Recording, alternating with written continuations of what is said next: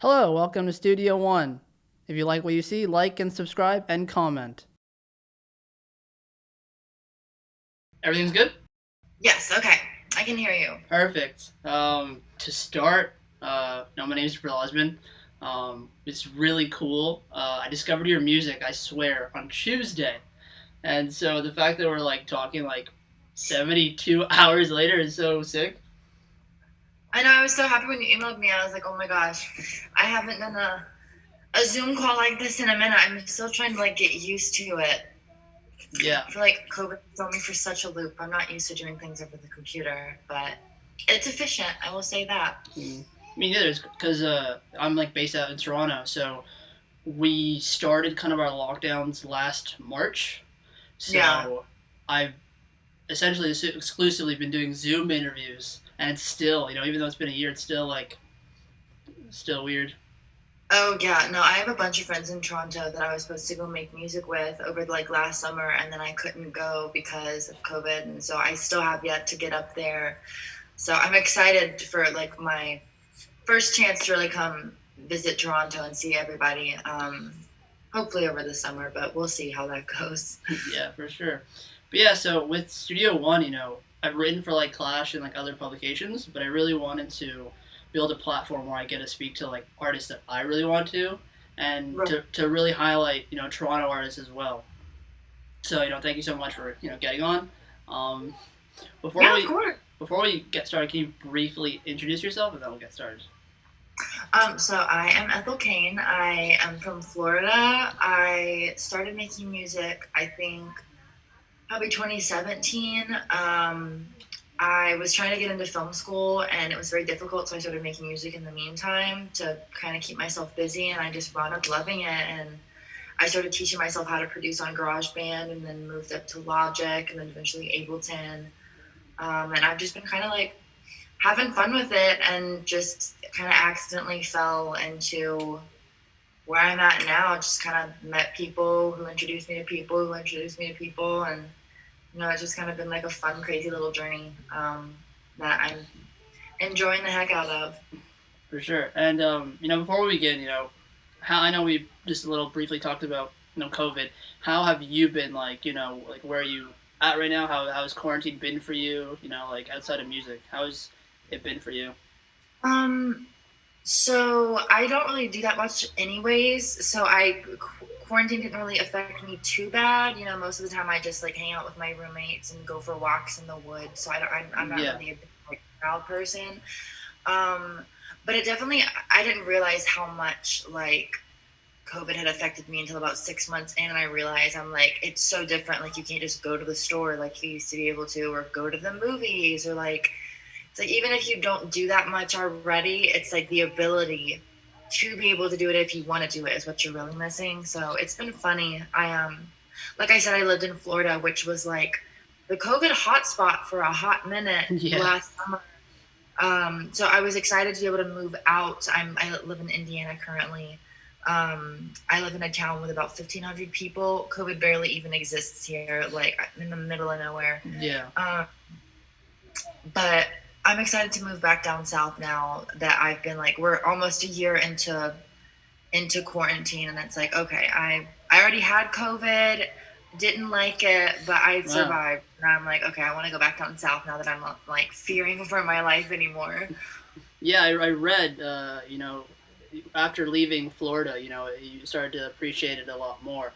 Talk about growing up in Florida and small town things and I love the fact that it's kind of embedded in your music too. Yeah. So it was nice. I feel like I had a pretty good childhood.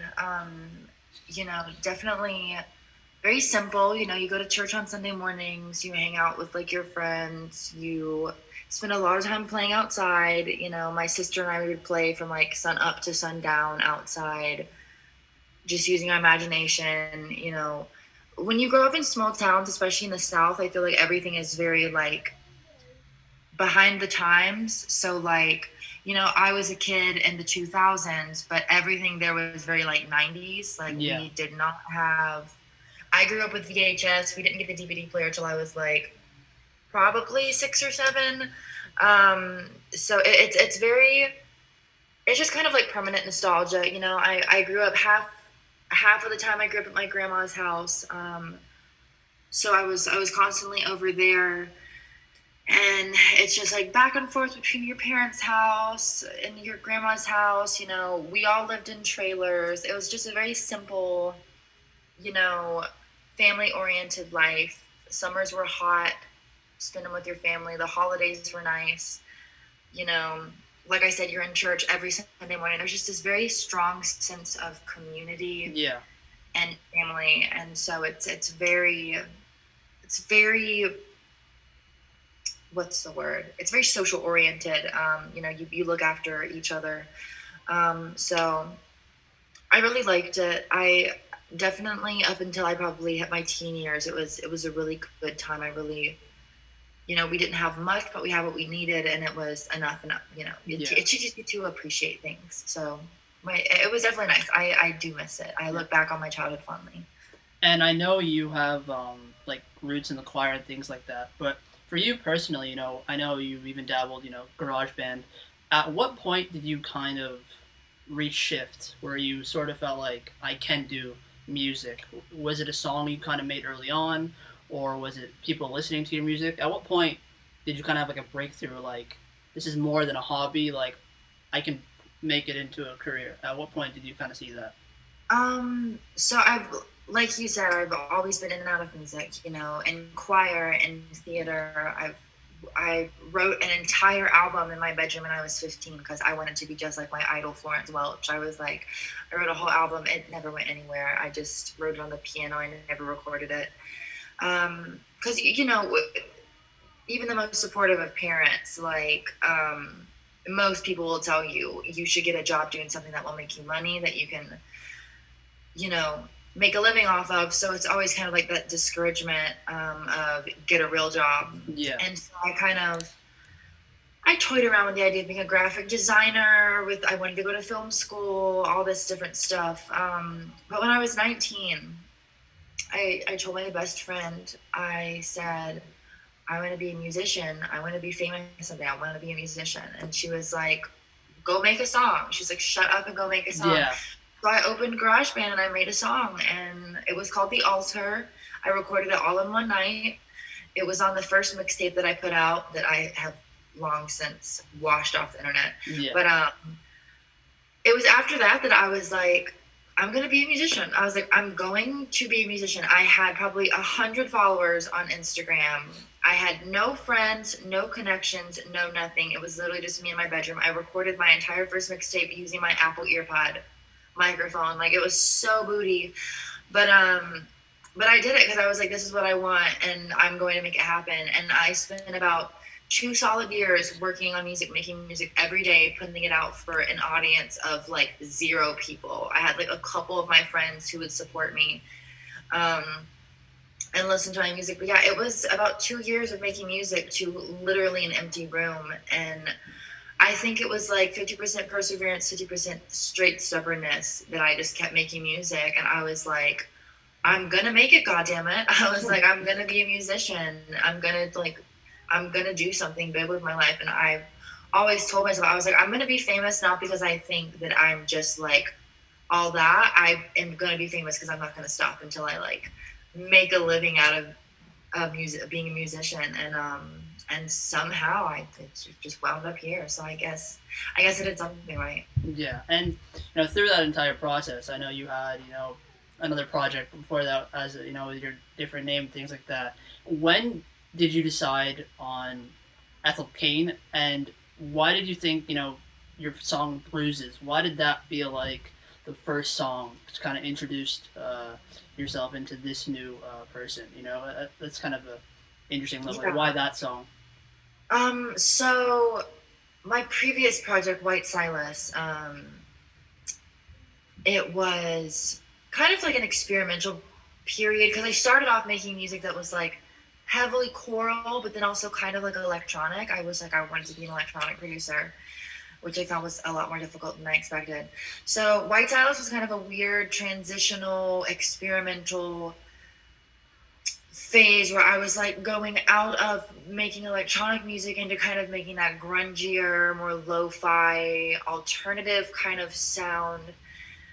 And so it was kind of me just playing around with whatever sound I was enjoying, which is kind of where the name White Silas came from. It was mental gymnastics, but it was like I kind of like the idea of like white light, which was my first single as White Silas, and I was like, white light has all the colors of the rainbow in it, so you can be whatever you want. I don't know. Yeah, it wasn't that video, but when I finally kind of like settled on a sound, I put out my first EP as White Silas, Sad Music for Sad People, and it was a further push into that alternative sound. It was like guitars, and it was kind of more alternative. And so I kind of spent the next 6 months after I put out that EP just kind of like honing that sound, really getting into the nitty gritty of like the American Gothic aesthetic. And then I was like, okay, I feel like I have a better grip on what I want to do.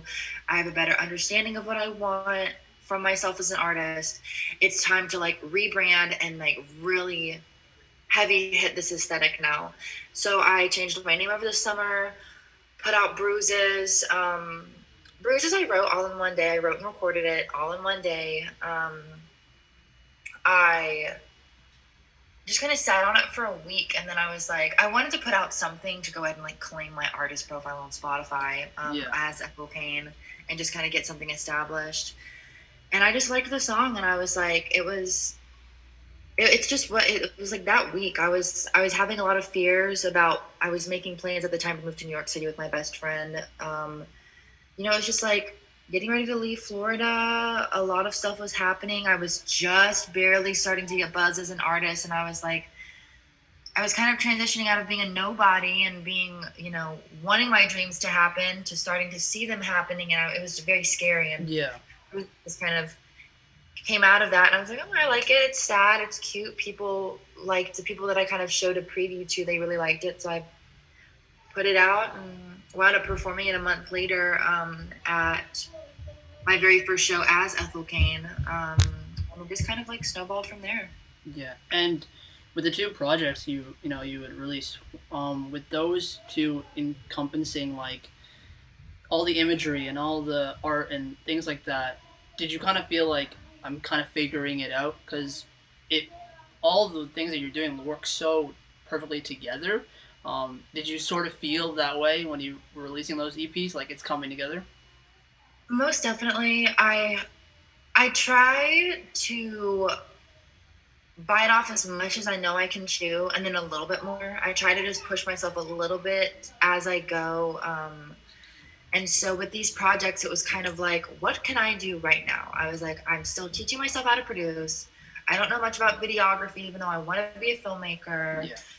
So it was just kind of like, what can I do right now with what I have, with the knowledge I have, the resources? And so it was kind of like, let me do just this little dream pop project with like these nostalgic visuals. It was exceptionally hot Florida summer that year.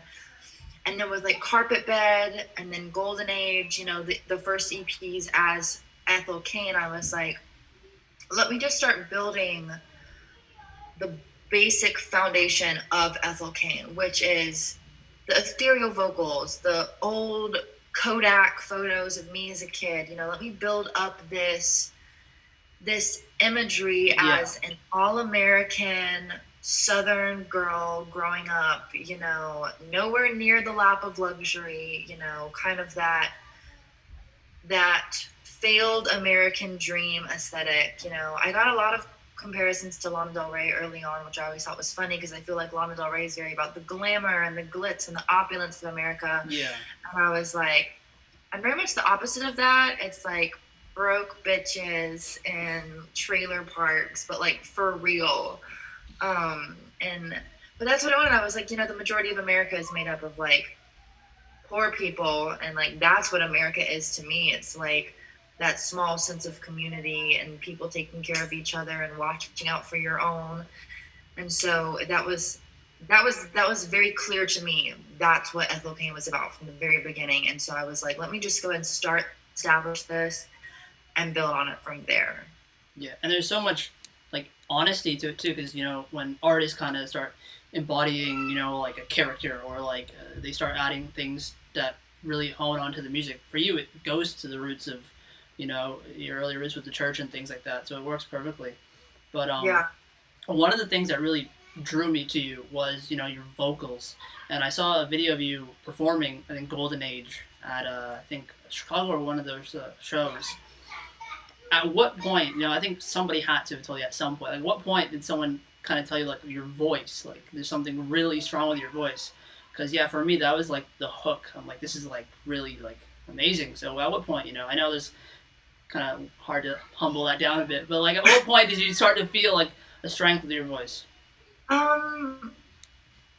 Definitely when I was in choir as a kid. Like, I was in choir as early as 3, and I wasn't great. I wasn't like a child prodigy by any means, but, I liked it. I enjoyed it. And, I was one of the few friends of mine in choir, like the kids choir, who really took it seriously. So we just enjoyed singing. And, all the old ladies in church would come up and tell my mom and be like, oh my God, she's such a good singer. She's just got the cutest little voice of an angel, like the stuff that your mom and her friends will say to like hype you up. And so I always for me, I never thought that I was, a good singer by any means. I just enjoyed it. It, brings me joy to sing. And I never really could sing the music that I liked growing up. A lot of the vocalists that I listened to growing up were like Florence Welch, very strong, powerful vocals. And, they have a lot more strength than I do. And that's why I kind of stick with that very ethereal style, because that's kind of like all my voice is really meant for. But I was noticing a lack of that kind of sound in music. I love Enya and like those very dreamy kind of sounding vocals, and I feel like a lot of the musicians I was hearing was like very about like how like the runs you can hit, the belts, the powerhouse vocals, and I was like, well, I can't do that, so I'm gonna do what I know how to do. Just kind of, and as I progressed, I just kind of like figured out my range and tried to stay within it. So I try to break out sometimes and do something a little bit outside my comfort zone. There's a lot of more like rock vocals on this EP that I'm putting out soon. But it always comes back to like the choir vocal. That's where I got my start. That's what I feel most confident doing. And it's definitely where I kind of was like, okay, this is my niche. This is what I need to fill. So it will always go back to the kids choir. Yeah. And on that point, when I heard Golden Age, for the first time, which was like 3 days ago, you reminded me of Enya. And then I read your underground underdog interview, and you cited her, and I was like, yeah, that's exactly, because you don't really hear this sound too often. And what I love too about your music is like, it's very minimalistic, and like there's not a lot of lyrics, but like when you listen to your music, it's like kind of like an experience with how much. I know I never got into the production credits, but how important for you is the production element. I know a friend of yours, Yahweh, I think, helps too with a bit of that, and as well, you said when you connected with him, that's kind of, I think you're about to almost give up, and you sort of kind of you guys coming together kind of help. For you, how much production has to be so important to your music, because it really sounds like an experience. Oh yeah, so I produce everything myself because I am very nitpicky. Every occasion I will have a song that I do with another artist, like Knuckle Velvet on Golden Age, Yahweh produced, and then like Michelle Pfeiffer, Aaron produced. But for the most part, everything else I do, I write it, I record it, I mix it, I produce it, I do everything, because my philosophy is if you want something right, do it. If you want something done right, do it yourself. Yeah. And like with the Enya thing, it's like there's a very certain niche, a very specific intersection of music that I wanted to hear that nobody else was creating. And I didn't know any producers when I first started making music. So I was like, if I want this sound, I'm going to have to do it myself. Yeah. So that's kind of how I got started with it. And then, my production has definitely evolved, which is another reason I love doing it all myself, because when I look back at my discography, it's a very clear-cut progression of my skills and my techniques as a producer. You know, I go back and I listen and I'm like, I remember when I used to use this reverb plugin. I remember when I used to use this program. Like, I can listen to the song and be like, I remember when I used to make music like this. I remember the thought process that went into it. It's like a scrapbook. But I would definitely think the production is pretty important, but I like to keep it minimalistic and raw. I feel like a lot of the music I grew up listening to was not heavily pop inspired. It was not, you know, all the beat boops and the this and the that. I don't really have that kind of an ear. It's just like, you record the guitar, you record the piano, you record the vocals. It's all very simple. I like it to sound like it's recorded just in a room, like as though you were performing it live. Golden Age was a bit more experimental. I definitely incorporated some like kind of like trap elements, because through working with Yahweh, you know, he made kind of more of that like kind of SoundCloud rap music at the time. He makes something completely different now, but I just kind of like to incorporate little elements of things that I like and put it all together. So that's why, you know, when I try to describe my record, which is the big project I've been working on since 2018, it's like, it's got like big live drums and there's like country inspired vocals, but the vocals are also ethereal. And then you have like old country inspired lyrics, but then there's like almost an R&B element to the beats, but then they're like live drums instead of, you know, studio drum. It's like all this whole big ordeal, but it's just like, I feel like everything fits at the end of the day. You know, I take my favorite aspects from all these different genres and mash it together, and I feel like that is essentially what creates the Ethel Cain sound. Yeah. So I totally am bullshitting everything. I don't know what I'm doing. I'm just throwing shit at the wall and hoping that something will stick, but it is fun. I do enjoy myself, and I love producing and doing everything the wrong way, because then it just teaches me what I like and what I don't like. Yeah, no, you definitely cracked it, and I feel like a lot of people that like are familiar with the kind of the soundscapes will really get drawn into it, because I definitely was. Now, I know you recently dropped Michelle Pfeiffer. I read that being in LA and being at the studio, you finally felt like you're kind of being seen as an artist. Can you talk about that? Like, how did that feel, I guess? So I have to like preface it by saying it's funny. One of the first songs Yahweh and I ever made is called Florida Heat, and the opening line is, I never wanted to go to California. And it was funny because I never wanted to go to California. I don't really like LA. I'm not a huge fan of it. I have a lot of good friends there, but it just doesn't really do it for me. Yeah. But even despite that, the first time in LA was downright magical. I was like, oh my God, that's the Hollywood sign. I was like, I'm on Hollywood Boulevard. I'm like it was crazy. It was wild. You know, it's the first LA experience. And I was broke as shit. I literally got off the plane, off of my Spirit flight that my friend paid for, had to fly me out. I slept on her couch. I was like at the end of my rope as an artist. I was like about to lose my job because COVID was happening. I was like, I'm in LA. I've got to make something work, because I'm about to I can't do this anymore. I'm like on my last legs. And so I went there as like this like starving artist wearing a pair of jeans that I found on the floor of an abandoned house, like it was held together by like Scotch tape. And I'm like at this like rooftop 5-star restaurant meeting with this label executive who's like, I love your stuff. Here's a good deal. And it was just like the weirdest fever dream where I was like, is this really happening? It was so unreal. And they were like, okay, well, yeah, here's breakfast. It's on us. We want to sign you and give you all this money. And, you know, here's an Uber, go to the studio, go hang out with Aaron. And I was like, okay. And I pull up to the studio, and Aaron and his brother crank out some guitar work, and we're like, hop in the booth, do something. And I was like, okay. And I just wrote Michelle Pfeiffer, and it was just like, all of a sudden, it just kind of like came out. And I was like, it was the weirdest situation of my life. It was so crazy. And I think that's why Michelle Pfeiffer is so unique to my discography, because it was a weirdo situation that spawned it. And I loved it. I it kind of was just like a little fun we're in the studio together, let's just do something. But I listened to the demo for 12 hours straight on the plane ride home. Like from the time I left the hotel in LA to the time that my friend picked me up in Jacksonville, I listened to that song on repeat.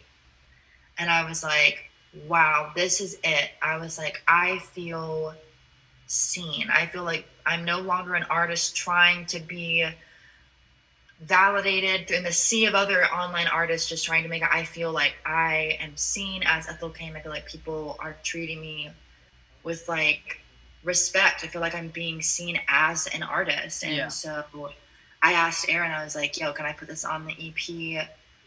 It's a really special song to me. And he was like, go for it. So it really did shape the rest of the EP. And it was my first opportunity to feel like I could just sit back and make music that I wanted to make instead of feeling like, okay, this EP is like the make or break between people looking at me and being like, okay, yeah, she knows what she's doing, or, oh, she just wants to be a musician. And so I feel a bit more secure now, and Michelle Pfeiffer was definitely the turning point for it. So. And I know you probably don't want to give too much away with the EP, but one of the names that really stuck out for me, you know, who kind of also has this like haunting voice and haunting soundscapes, you know, with Wiccaface, Springs Eternal, you know, this record, Suffer On, ridiculous how good that is.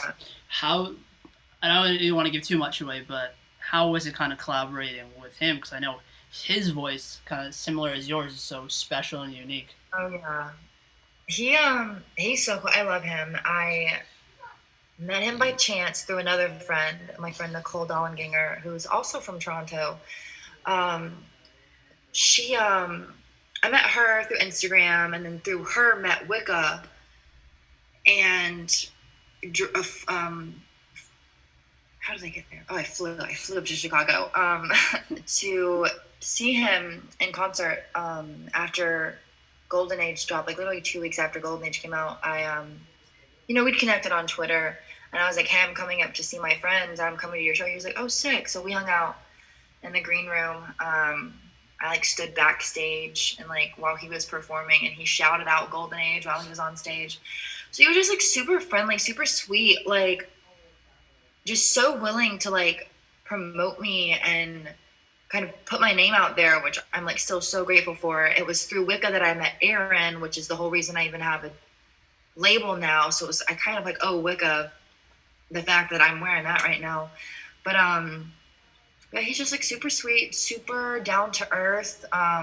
One of the realest people I've met in the industry so far. And so when I was working on the EP, I kind of wanted to like say thank you. So I sent him that demo for God's Country, super bare bones at the time. And I was like, hey, do you want to get on this? And he was like, of course. And so he just sent me back some vocals. I kind of let him have that and write it. And I told him, I was like, I don't want you to just like do a verse. Like I want you to record like your verse and then some harmonies and then record some chorus vocals. Like I want you to be throughout the whole song. I want your vocal. And I want it to be like a duet. I don't just want like a feature. And so it was really cool. And he was like, this is kind of an interesting opportunity for me to do something I don't usually do. So I feel like it was kind of like a funny, like meet in the middle situation where we were both kind of like doing something new. But yeah, he's so good. His verse, so good.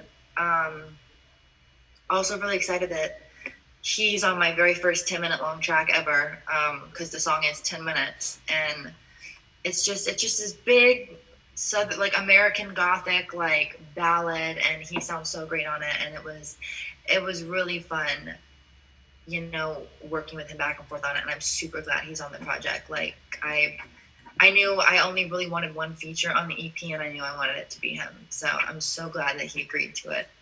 But yeah, he's super cool. I adore him. That's the cool thing too.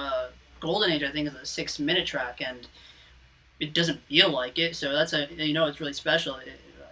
Even when I hear this 10-minute one, it probably won't feel like it. That's how special it probably will be. But near the end of interviews, I usually will ask like an artist, oh, you have tour dates coming up, or things are coming up, but with COVID, things have changed. So for you, I know the EP comes out in April. So since we're kind of talking before it comes out, how do you feel right now about it, and what's it gonna feel like when it's finally released? I'm like happy with it. I am like the most last minute worker ever, so I'm literally finishing up the mixes this weekend. So still not quite at the end, like almost there, but I feel good about it. I feel like, you know, my debut record is my passion project, is what I've been working on all this time. But I like Inbred. I'm proud of it. I'm excited about what it's turned into. It's another weird little kind of experimental step out of my comfort zone, trying out kind of a new sound. So I'm happy with it. I think people will like it. And I'm excited to kind of see where it takes me, you know, over the next year before the record comes out. So I'm excited to see kind of like what doors it opens up, who all it reaches.